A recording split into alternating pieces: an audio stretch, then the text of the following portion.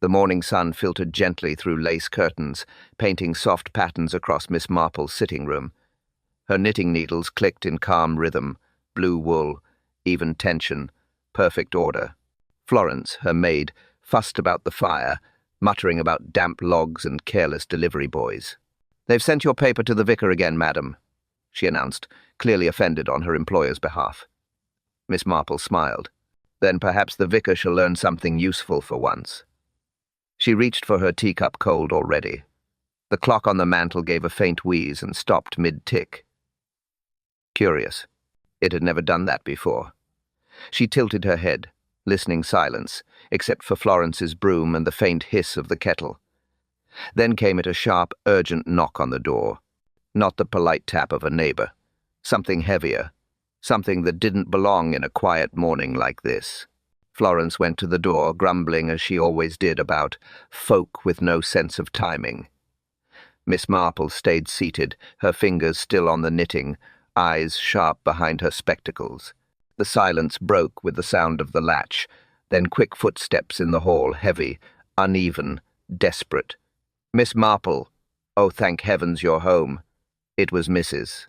Weatherby, red-faced, breathless, her hat dripping rain onto the rug.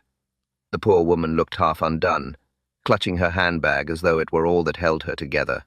Florence gasped. "You're soaked to the bone. I'll fetch a towel." But Mrs. Weatherby shook her head. No time for that. I came straight from the parish hall." She stopped, chest heaving. "You must come, Miss Marple. It's terrible, oh terrible." "Do sit down, my dear," said Miss Marple gently. She poured fresh tea without fuss, her calmness as steadying as a hand on the shoulder. "Now then, tell me quietly what has happened." Mrs. Weatherby collapsed into the nearest chair. Her gloves trembled as she tried to remove them. "It's Mrs. Simmons, Augusta Simmons. She's dead." Florence froze mid-step. "Dead? But I saw her only yesterday." "Mrs." Weatherby nodded wildly. "We were all there, the knitting circle, you know. Augusta was working on that baby's blanket she'd been so proud of." She laughed at something Mrs.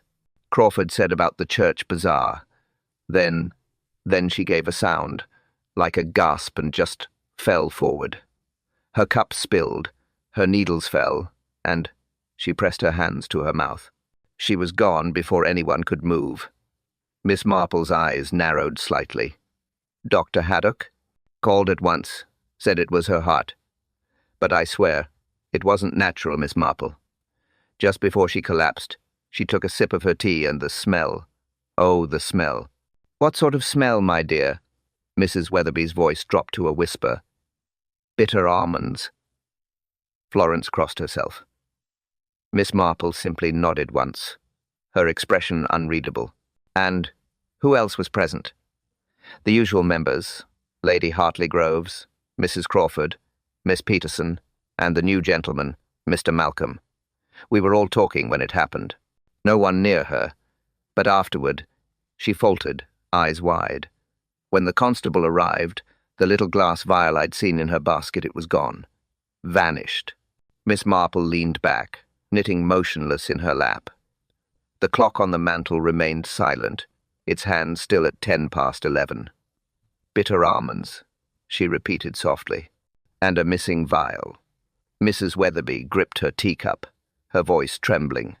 "You must help me, Miss Marple, please. It's happened again." Miss Marple set her knitting aside with careful precision, eyes fixed on Mrs. Weatherby. "Now, my dear," she said softly, "let us go back to what you said. Mrs. Simmons took a sip of her tea before she collapsed." "Yes, that's right." "Mrs." Weatherby answered, twisting her damp gloves, nervously. She had her cup right there beside her. Florence frowned. "But Augusta never drank tea after 3 o'clock. Said it kept her awake. Everyone knows that." A small smile flickered across Miss Marple's face. "Indeed, Florence is quite right. Mrs. Simmons was devoted to her homemade cordial elderflower, wasn't it?" Mrs. Weatherby blinked. "Why, yes, I suppose it was. She always brought her own bottle to the meetings. Funny, I should have said tea." "Funny," repeated Miss Marple quietly. "Or telling." The room fell still for a moment. Outside, the wind rattled the shutters. The fire gave a polite crack. Mrs. Weatherby clutched her handbag tighter, colour draining from her face. "You don't think I've—" "Oh, dear heavens, no, you can't think I—" "Of course not," Miss Marple interrupted kindly. "But sometimes under stress, the mind rearranges small details. One forgets who poured what, or which cup belonged to whom," Florence muttered from the hearth. "Or who added something that shouldn't be there," Mrs. Weatherby gasped. "You mean poison." "I swear, Miss Marple, I saw nothing of the sort. She poured from her own flask. No one touched it." Miss Marple raised a hand, calm as ever. "No one you noticed, perhaps. Memory is a curious thing, Mrs. Weatherby. It serves truth and emotion both. But tell me this, Mr. Malcolm. You say he's a new addition to your circle?" Mrs. Weatherby nodded quickly. "Yes, only 3 weeks. Such a charming man, though quiet. He told stories about his travels. All very Grand Peru, I think. And Lady Hartley Groves practically hung on his every word." "Quite," murmured Miss Marple. "And Mrs. Simmons, how did she regard him?" "She seemed uneasy," Mrs. Weatherby admitted, "as if she recognized him from somewhere." Miss Marple reached for her notebook, a small habit, more for order than necessity. Recognition. Elderflower mistaken for tea. Scent of bitter almonds. And a missing vial. Her pen paused mid-note.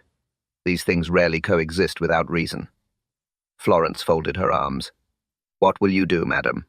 Miss Marple rose, smoothing her skirt, the faintest spark in her eyes. "What I always do, Florence. I shall make a few inquiries." Mrs. Weatherby's voice wavered. "You truly think it could be murder?" Miss Marple's smile was polite, almost sweet. "My dear, people are never as harmless as they look, especially in a knitting circle." The next morning dawned pale and crisp, with a faint promise of rain hanging over the hedgerows. Miss Marple, wrapped in her sensible tweed coat, set off down the lane toward the vicarage. She walked with purpose, brisk steps, umbrella in hand, her mind already arranging the facts into tidy little columns. Mrs. Crawford, the vicar's wife, answered the door herself, flour on her hands and a streak of jam on her cheek. "Miss Marple, how lovely. You'll excuse the mess I've been baking for the church fete. Come in, come in." The kitchen smelled of cinnamon and distraction. Miss Marple settled herself at the small table, watching as Mrs. Crawford attempted to balance hospitality and gossip. "Terrible business about poor Augusta," she began, kneading her dough with unnecessary force. "But really, her heart was never strong. Dr. Haddock said so years ago." "Ah, but I believe she was in perfect spirits yesterday," Miss Marple said mildly.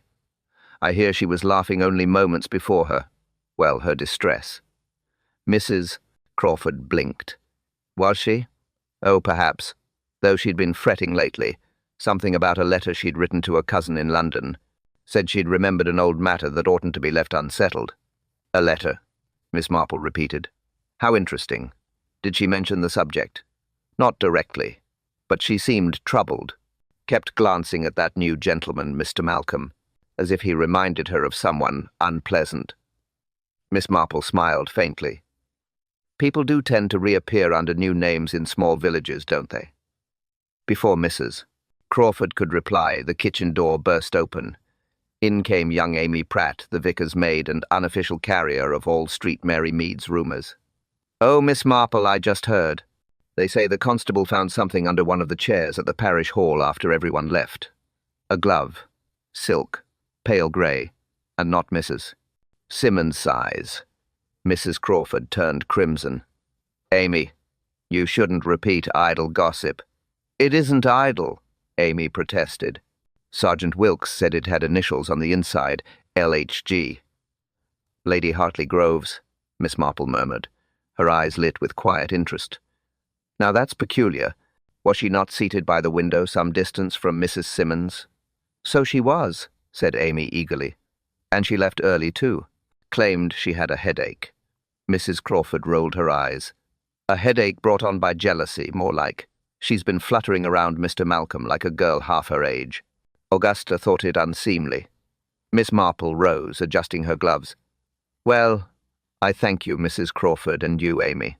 I do believe I'll pay Lady Hartley Groves a call before luncheon." As she stepped back into the chill morning air, her umbrella tapped softly against the cobblestones. In her pocket she noted one more thread to untangle a misplaced glove, initials stitched in silk, found near a dead woman's chair. "People seldom drop what they mean to keep," she murmured, "especially gloves with initials." The small cottage at the edge of the village looked darker than usual, curtains half drawn, a vase of wilted lilies on the sill. Miss Marple stood for a moment before knocking, hearing no sound but the faint ticking of a distant clock. When the door finally opened, Helen Simmons Augusta's daughter appeared, pale and red-eyed, her black cardigan buttoned unevenly. "Oh, Miss Marple," she whispered. "I didn't expect visitors. Everything's such a muddle." "My dear, I shall not intrude long," Miss Marple said gently. "But sometimes a little talk can do good." Helen led her into the small sitting room. It smelled faintly of lavender polish and sorrow. A teacup sat abandoned on the table, untouched. A half-knitted baby's bonnet rested beside it, Augusta's last project. Miss Marple touched it lightly. "Your mother's work?" Helen nodded. "For my sister's child. She never finished it." Her voice cracked. She was so proud of everything she made, said it kept her mind sharp. "Indeed," Miss Marple said softly. "Our hands keep busy while the heart wrestles with heavier things." Helen looked up, tears threatening again. "Everyone keeps saying it was her heart. But she wasn't ill, Miss Marple. Not like they think. She was frightened, though. I saw it." "Frightened?" Miss Marple asked, her voice calm but intent. "Yes," Helen said. "The night before she died. She came in from the garden and told me she'd been thinking of someone she once knew. A man from long ago. She said if faces can return, then ghosts can too." Miss Marple folded her hands. "And did she name this man?" Helen hesitated. "She wouldn't. Only that she'd written to her cousin in London about him. She said the truth has a way of finding its way back, even if buried for years." For a moment, only the clock filled the silence. Miss Marple's gaze softened. "My dear, I've seen grief twist itself into guilt. But guilt isn't always earned. You mustn't blame yourself for what your mother kept hidden." Helen tried to smile. "You sound like her. She always said people like you see things others miss." "I've merely had longer to practice looking," Miss Marple replied. "Now, this cousin, has she answered your mother's letter?" "Not yet," Helen murmured, shaking her head. "But I checked her things this morning. The letter stub was gone, and—" She stopped suddenly, glancing toward a small table near the window. Miss Marple followed her gaze. A parcel lay there, neatly wrapped in brown paper and tied with twine. "And?" she prompted. Helen's voice dropped to a whisper. "That package wasn't there before. It came this morning. No sender, no note." Miss Marple rose, studying the small, innocent-looking bundle. "Have you opened it?" Helen shook her head. "No. But the handwriting on the paper, I swear I've seen it before." Miss Marple looked at her steadily. "Where, my dear?" Helen swallowed hard. "On the label of the bottle she drank from." Miss Marple examined the small brown parcel on the table. The twine was tied neatly, too neatly. No return address, no smudge, no dust. Someone careful, someone practiced. "May I?" she asked. Helen nodded weakly. "Please, I can't bring myself to touch it." Miss Marple fetched her spectacles, adjusted them, and pulled the twine loose with the tip of a knitting needle. The paper unfolded soundlessly. Inside lay a small wooden box, polished, smooth, almost elegant. She opened it slowly. A glass vial, clear, stoppered, half full of colorless liquid. Helen gasped. "Oh, God!" Just like the one Mrs. Weatherby mentioned. Miss Marple didn't answer at once. Her gaze sharpened, scanning the box interior, faint residue, faint smell. She tilted the vial gently. The scent rose, subtle but distinct. "Bitter almonds. Cyanide," she murmured, "or something close to it." Helen covered her mouth. "But why send it here? Why now?" "That," Miss Marple said quietly, "is what worries me. She replaced the vial with surgical care, eyes narrowing as she noticed a slip of folded paper beneath it. She drew it out, one line written in a firm, masculine hand. "For your peace of mind, the bicessant." Same measure as before. Helen's knees gave way, and she sank into a chair. "Before, he means mother. Whoever sent this, he killed her." Miss Marple's tone stayed calm, but her pulse quickened. "We cannot jump to conclusions. There are always two sides to a letter, the one we read and the one we imagine." She wrapped the box again, binding it in the paper as it was. "You mustn't show this to anyone yet. Not the police, not even the vicar's wife. We'll let people talk first, see what stories they tell." Helen stared, trembling. "Do you think he'll come back?" Miss Marple looked toward the window. Outside, the lane was empty, sunlight dull on the hedges. Still, something in the air felt watched. "When a murderer begins to tidy up," she said softly, "it means his work is not done." A distant bell chimed from the church. Helen shivered. Miss Marple tucked the parcel into her handbag, her voice quiet but steady. "I'll take this for safekeeping, and I'll pay Mr. Malcolm a visit. Men who travel too much often carry their secrets with them in bottles." Helen caught her sleeve. "Miss Marple, what if he's not the only one?" The old lady paused at the door, eyes bright as steel. "My dear," she said, "there never is only one." The afternoon brought Miss Marple to the village green, where the world appeared perfectly ordinary, children skipping rope, the grocer shouting prices, and gossip fluttering faster than the autumn leaves. She stopped by the post office, pretending to examine a postcard rack while listening to Mrs. Bromley and Miss Pratt discussing with tragic enthusiasm the subject of poor Mrs. Simmons. "Heart attack, was it?" asked Miss Pratt, lowering her voice. "Dr. Haddock says so," sniffed Mrs. Bromley. "But that doesn't explain Lady Hartley Groves and her little scene last week." Miss Marple looked up mildly. "Scene?" "Oh, Miss Marple," said Mrs. Bromley, delighted to have a proper audience. It was right outside the haberdashery. Augusta Simmons and Lady Hartley Groves, both reaching for the same skein of wool. Augusta made some remark about paying her debts before buying new things. The lady turned crimson. Everyone knows she's near the end of her allowance. "And didn't she ask the bank for another advance?" Miss Pratt added. "Refused, I heard. Something about a signature." Miss Marple's eyes glinted. "A signature? How very particular." They nodded, pleased to have impressed her.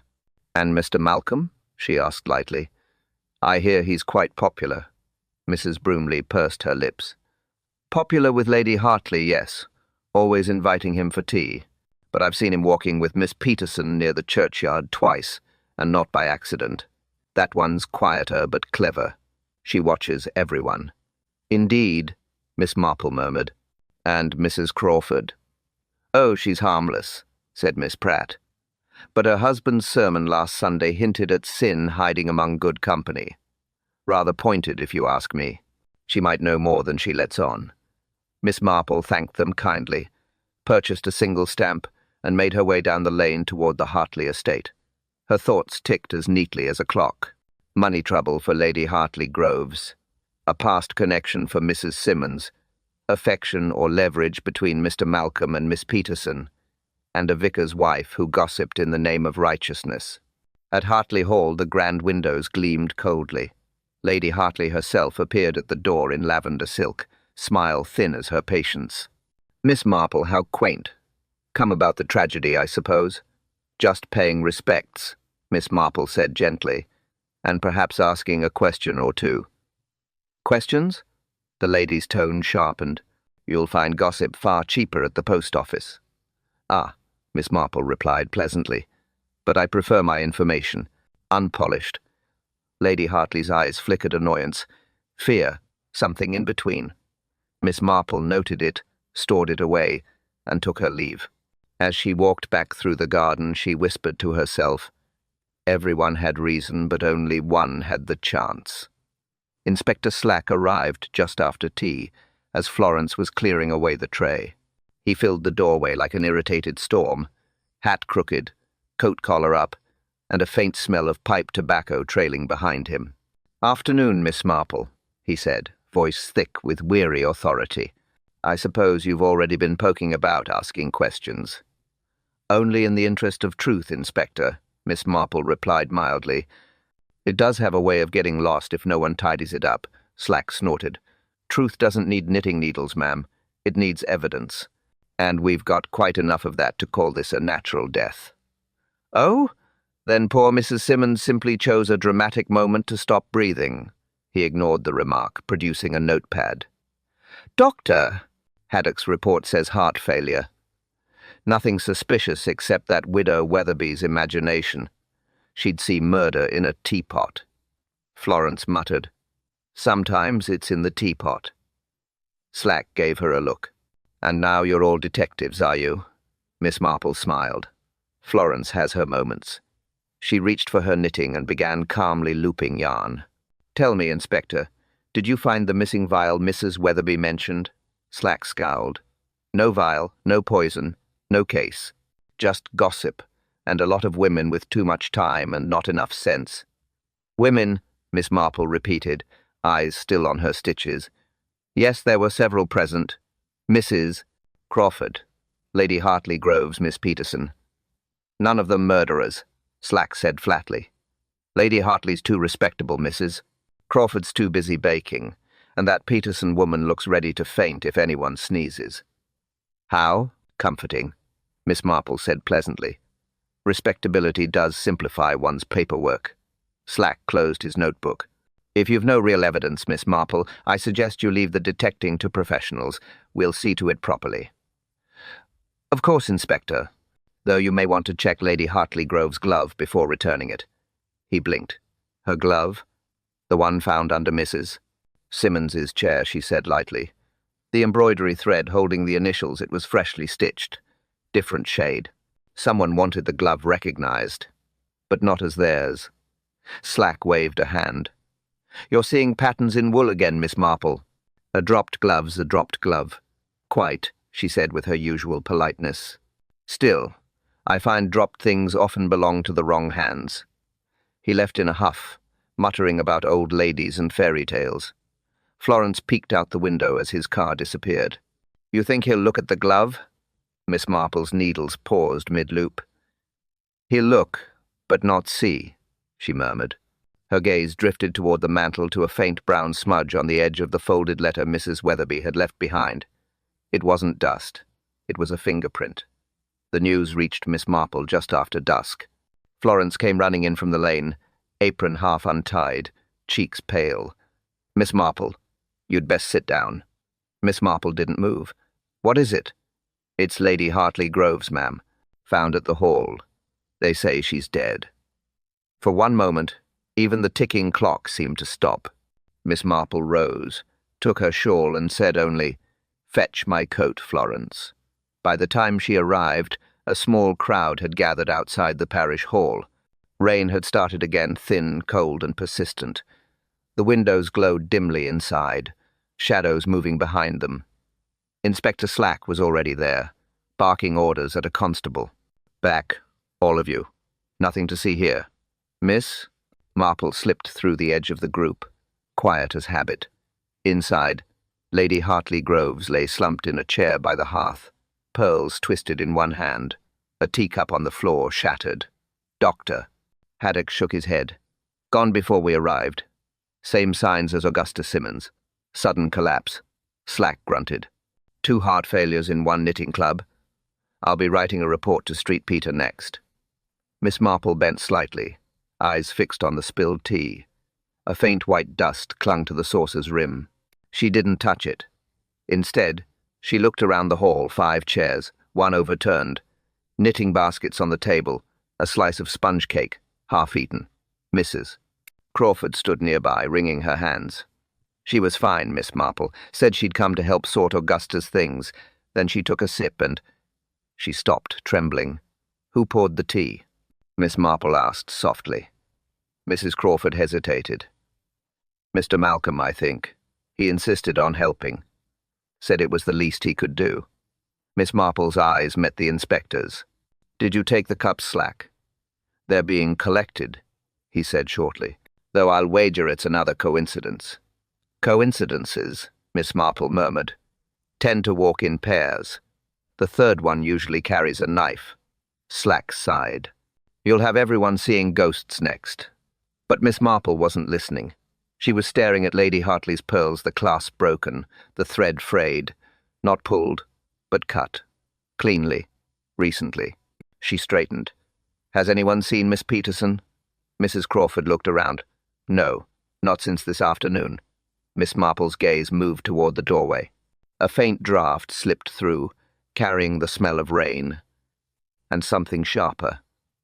Florence appeared, pale in the doorway. Ma'am, she whispered. They've just found her umbrella outside, snapped clean in two. Miss Marple's voice was quiet, steady, but it carried through the hall, like a bell. It wasn't an accident this time. By morning, the calm of Street Mary Mead had fractured like a dropped teacup. News of Lady Hartley Groves's death spread faster than the milk cart, and with every retelling, the story grew darker. The baker swore he'd seen Miss Peterson crying by the green. The postmistress claimed she'd heard shouting from the parish hall before the body was found. And by noon, the village was no longer mourning, it was hunting. At the grocer's, Mrs. Broomley was certain of it. It's that Mr. Malcolm. I said from the start he looked sly. Foreign manners. Always writing letters nobody sees. Mrs. Crawford disagreed firmly. Nonsense. It's Miss Peterson. Jealousy. Plain as day. Lady Hartley flaunted her attention from the man, and some women can't bear competition. The vicar's wife shook her head. I'll say this. Much poison and pride have similar smells. You never notice them until it's too late. Miss Marple, standing by the weighing scale with her shopping basket, let the words pass like a breeze. Gossip was information in disguise. One simply had to sort the dust from the gold. Outside, Inspector Slack's car screeched to a stop. He leapt out, coat flying. Right then, he barked, striding toward the constable. We've got her. Miss Peterson. Letters found in her room, threatening ones. Threatening? Miss Marple asked mildly. Slack turned, surprised to find her already behind him. Yes, ma'am. To Lady Hartley Groves. She accused her of stealing something, though she didn't specify what. It's motive enough for me. Miss Marple's voice was gentle. And you're certain they were written by Miss Peterson? He puffed his chest. Her handwriting, her stationery, her signature. How neat, she murmured. What's that? Oh, nothing, she said, eyes lowering to the ground. I was merely thinking how convenient it is when guilt signs its own name. Slack frowned, but motioned to the constables. Take her in. We'll get the truth at the station. They led Miss Peterson out from her small cottage at the edge of the village. The young woman's face was pale, eyes wide and bewildered. I didn't write those letters, she whispered. I admired her. Truly I did. Slack ignored her protests. Save it for the inspector's room. The villagers gathered, whispering and pointing. Mrs. Weatherby clutched her shawl. I never thought she had it in her, she muttered. Miss Marple stepped forward, laying a light hand on the young woman's arm. Courage, my dear. The truth doesn't always shout. Sometimes it waits quietly until the noise tires itself out. Miss Peterson looked at her, trembling. You believe me? Miss Marple smiled faintly. I believe people rarely write their guilt in perfect cursive. Slack snorted. Always riddles with you, Miss Marple. Some of us prefer facts. She watched as the car drove off, taking Miss Peterson away. Around her the village hummed with self-righteous relief, the kind that always follows a convenient answer. Florence came to her side. You think she did it, ma'am? Miss Marple's gaze stayed fixed on the departing car. No, she said softly. It's too neat, Florence. Far too neat. Night had fallen softly over Street Mary Mead. The village lights flickered out one by one, leaving only the warm glow of Miss Marple's sitting room. She sat by the window, the curtains half-drawn, knitting idle in her lap. The day's noise had settled, but her thoughts hadn't. The fire crackled faintly. Florence had gone to bed hours ago, but Miss Marple remained, staring out at the garden bare now, save for a few stubborn roses clinging to their stems. She found comfort in that small defiance. The last to fade, she murmured, just like truth. On the small table beside her lay her notebook, open and neatly ruled. She glanced down at it, her tidy list of names and details. Augusta Simmons, Elderflower, Vial missing. Lady Hartley Grove's financial strain, pearls cut. Miss Peterson arrested, protest of innocence. Mr. Malcolm poured tea, too polite. Mrs. Crawford letter mentioned. Her pen tapped lightly on the page. 2 deaths, 2 teacups, 2 missing items, she said aloud. And both deaths happened after Mr. Malcolm poured the tea, yet neither cup was his own. She paused, then added quietly, no fingerprints on the vials either. A careful man, or a man used to careful work. Outside, an owl called from the churchyard. Miss Marple smiled faintly. You see everything from up there, don't you? She whispered to the darkness. She looked again at the pattern. Lady Hartley had quarrelled with Augusta over money. Augusta had written to a cousin in London, a cousin who had not replied, and yet a parcel had arrived the next morning in neat, masculine handwriting. Men, she muttered, always thinking a neat package hides a messy conscience. Her eyes rested on the empty teacup on her table. Florence had left it for her earlier. A faint ring of sugar clung to the rim. Miss Marple reached out and touched it thoughtfully. Too sweet, like overcompensation, she said softly, trying to cover a bitterness underneath.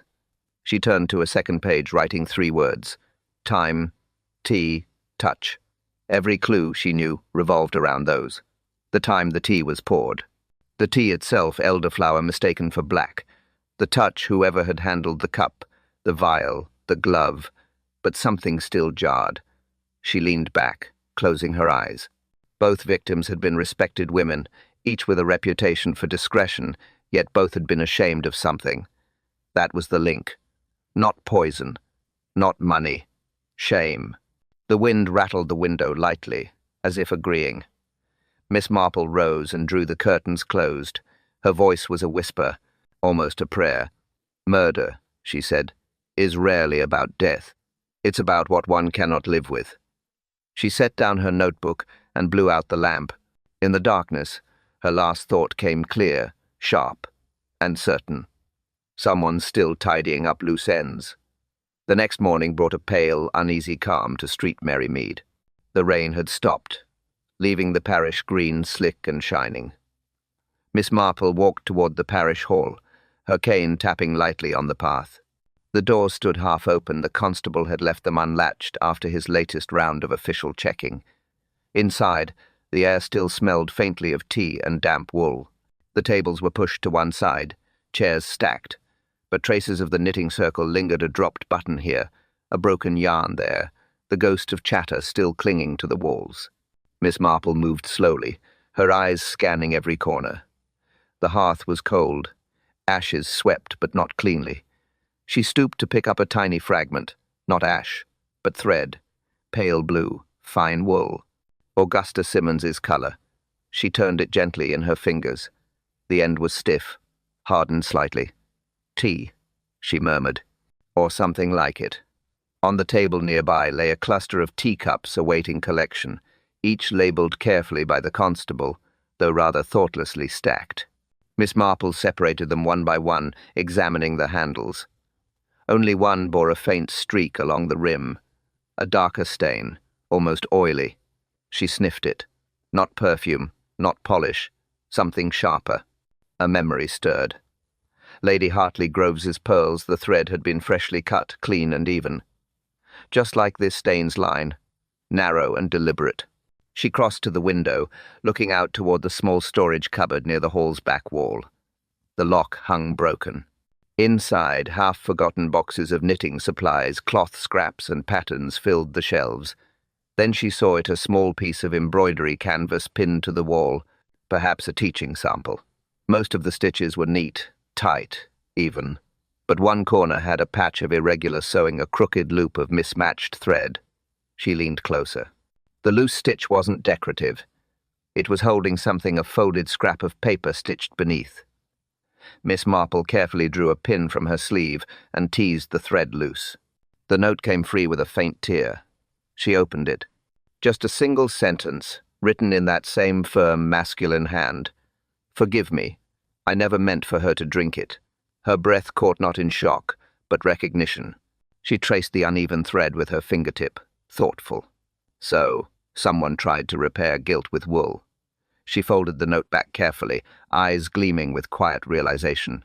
"And the stitch," she whispered, "was never meant to hold." Inspector Slack was in unusually good spirits the next afternoon. He stood in Miss Marple's garden, notebook tucked under his arm, looking rather pleased with himself. "Well, Miss Marple," he said, "it seems we've reached the end of it. Miss Peterson will be charged tomorrow. Confession's only a matter of time." Miss Marple smiled faintly, pouring him a cup of tea. "How efficient of you, Inspector. Street Mary Mead will sleep easier knowing you've sorted it all." Slack puffed up. "Just doing my duty. The evidence lines up nicely. 2 victims, 1 jealous rival, and those threatening letters. Neat as a sermon." "Neatness," Miss Marple murmured, "is always so satisfying. Until it's not." He frowned. "Meaning?" "Oh, nothing, dear Inspector. Merely that life seldom ties its knots that tidily." Slack gave a half laugh, half snort. "You always have to make things sound mysterious." He drained his tea and stood. "Still, I suppose you'll be glad it's over." Miss Marple's eyes glimmered. "Over?" "Oh, quite." When he'd gone, she turned to Florence, who had been pretending to prune the forens. 1962. Roses and listening shamelessly. "He's convinced himself," Florence said. "That girl's as good as gone." Miss Marple nodded. "Yes, and that's precisely what the real murderer wanted." She crossed to her writing desk and began a neat row of notes. "Florence, I shall be hosting a small gathering tomorrow afternoon, tea and cake for the knitting circle. The survivors of it, at least." Florence blinked. "Tea, after all this?" "Tea," said Miss Marple calmly, "has a remarkable way of loosening tongues." By noon the next day, invitations had been delivered polite, cheerful, impossible to refuse. Mrs. Crawford accepted at once. Mrs. Weatherby wrote back, "Wouldn't miss it for the world." And Mr. Malcolm, always eager to appear courteous, sent a note, "Delighted to attend." That evening, Miss Marple prepared her table with care. Fresh linen, new cups, a single teapot. She set 1 place fewer than expected. Florence hovered. What if the killer doesn't show? Miss Marple smiled. He will. They always do. The clever ones never resist watching their own handiwork until it unravels. Florence hesitated. "And what will you do?" Miss Marple glanced at the clock, steady, silent, unbroken since that first morning. "I shall pour the tea, of course," she said softly, "and then we'll see whose hands tremble." The lamplight flickered over her face, calm as porcelain. She folded the last napkin, aligning it perfectly with the plate. "Tomorrow," she said quietly, "we'll know who's lying." The next afternoon arrived grey and still. The village seemed to hold its breath as the clock in the church tower struck 4. Inside Miss Marple's drawing room, the table was neatly laid, china gleaming, sugar bowl full, sponge cake untouched. The guests arrived one by one, polite smiles masking unease. Mrs. Weatherby came first, nervous and whispering. Mrs. Crawford followed, tight-lipped and watchful. Mr. Malcolm arrived last, punctual as a banker, charm perfectly pressed into his smile. "Such a comfort, Miss Marple," he said, setting his hat aside. "After all the unpleasantness, a return to civility is what we all need." "Indeed," Miss Marple agreed sweetly. "Tea does soothe the conscience." Saturday. The conversation began with safe topics: the bazaar, the weather, the choir rehearsal. Yet beneath the chatter, a current ran cold. Miss Marple poured tea for each of them, precise and calm. "Sugar, Mrs. Weatherby." "Oh, thank you, yes. 2 lumps, as always." Mrs. Weatherby blinked. "Why, yes, how thoughtful of you to remember." "I try never to forget old habits," Miss Marple said. She turned to Mr. Malcolm. "And for you, sir? Lemon, I believe." "Exactly so," he said, smiling. "I'm impressed, Miss Marple." She smiled back, though her eyes never left him. You know, it's curious how quickly new faces settle into old places. The knitting circle's been going for years, and yet history has a habit of repeating itself. Mrs. Crawford frowned. Repeating itself? Yes, said Miss Marple, setting down the teapot. You see, this isn't the first time Street Mary Mead has known a death during a parish event. 30 years ago, a gentleman named Andrew Mallory collapsed during the spring fete, cyanide poisoning. It was written off as accident, though the victim had recently been exposed for forging accounts at the very same bank where Mr. Malcolm now works. Mr. Malcolm's smile stiffened.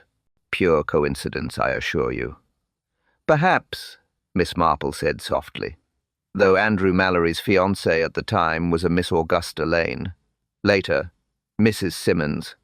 Mrs. Weatherby gasped. You mean? Yes, Miss Marple said calmly.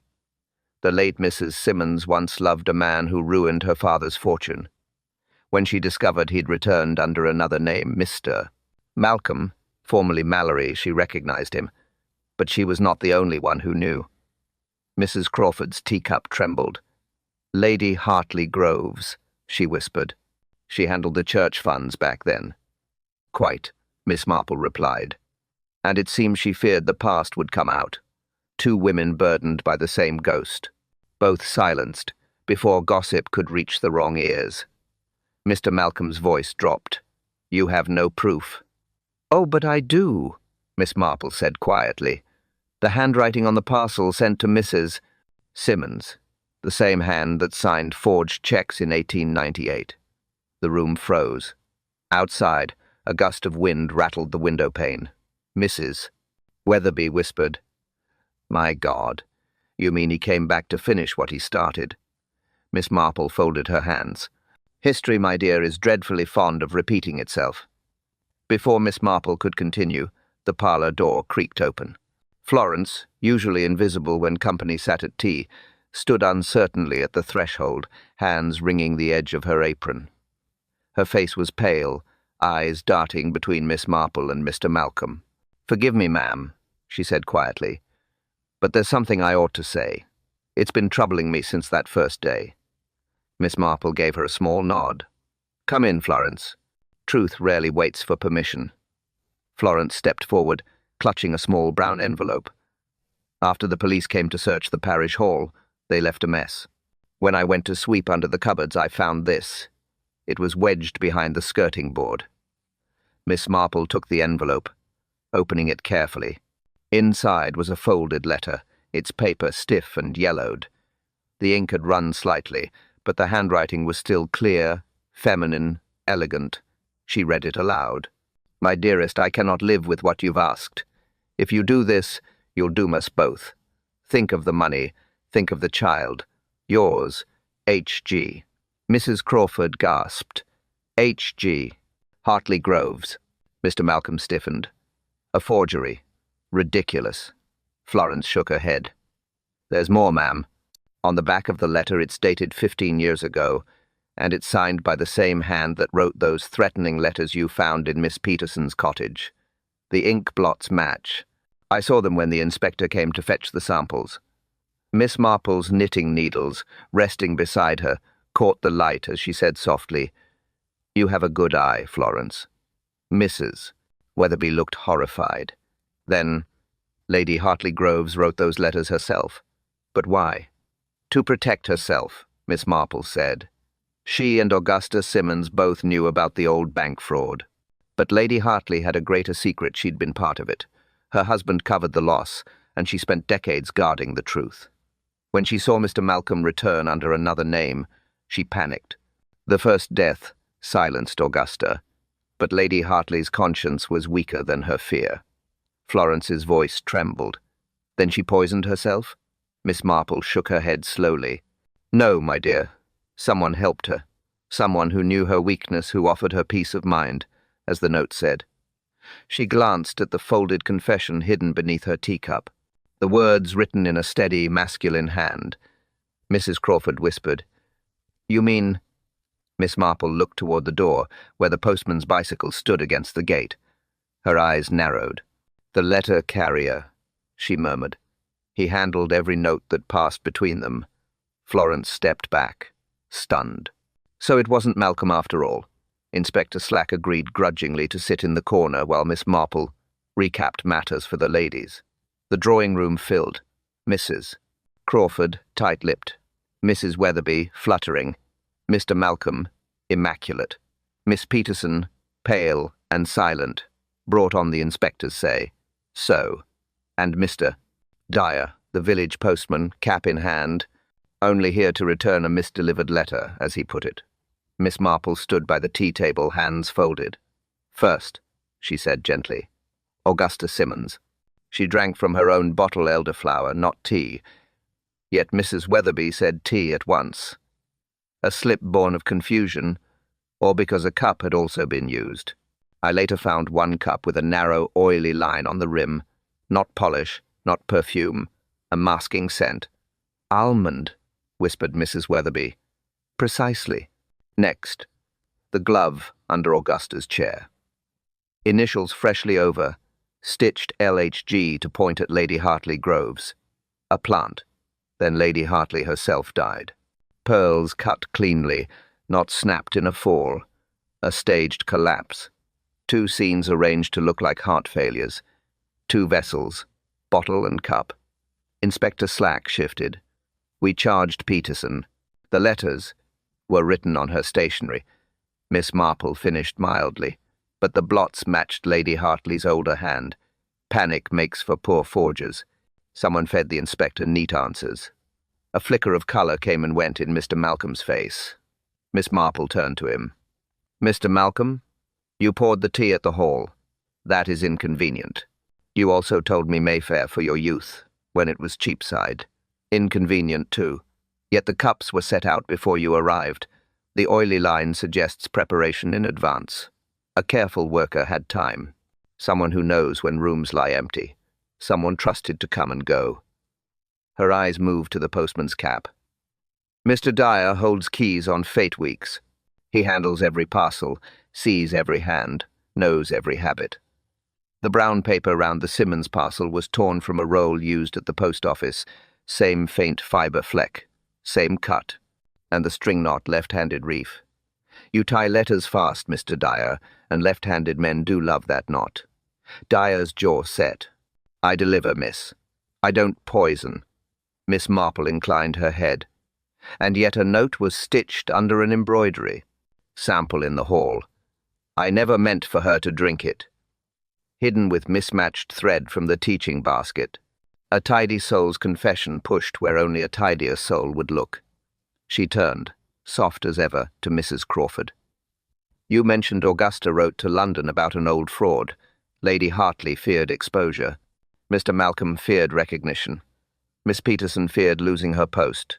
Many fears, many motives.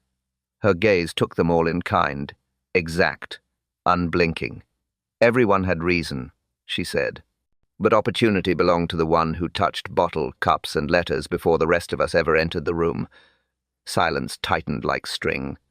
Miss Marple set down the teapot very gently. "And one of you poured the poison." A silence heavy as dust followed Miss Marple's last words. Then the postman shifted in his chair.